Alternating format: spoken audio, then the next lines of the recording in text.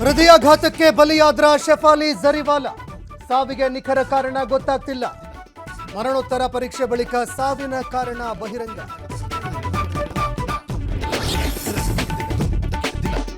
ನಟಿ ಶೆಫಾಲಿ ಜರಿವಾಲಾ ಅನುಮಾನಾಸ್ಪದ ಸಾವು. ಪೊಲೀಸರಿಂದ ಶೆಫಾಲಿ ಪತಿ ಸೇರಿ 4 ಹೇಳಿಕೆ ದಾಖಲು. ಶೆಫಾಲಿ ಅಡುಗೆ ಸಿಬ್ಬಂದಿಯ ತೀವ್ರ ವಿಚಾರಣೆ.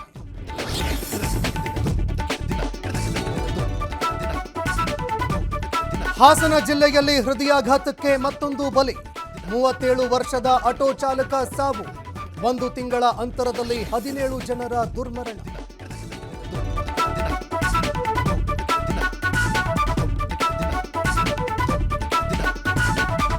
ಮಲೆ ಮಹದೇಶ್ವರ ಬೆಟ್ಟದಲ್ಲಿ 5 ಹುಲಿಗಳ ಸಾವು ಪ್ರಕರಣ.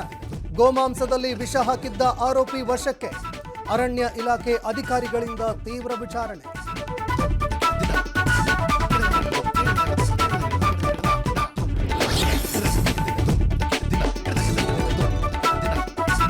ಮಹಾರಾಷ್ಟ್ರದ ಪಶ್ಚಿಮ ಘಟ್ಟದಲ್ಲಿ ಧಾರಾಕಾರ ಮಳೆ. ಕೃಷ್ಣಾ ನದಿಯ ಹರಿವಿನಲ್ಲಿ ಮತ್ತಷ್ಟು ಹೆಚ್ಚಳ.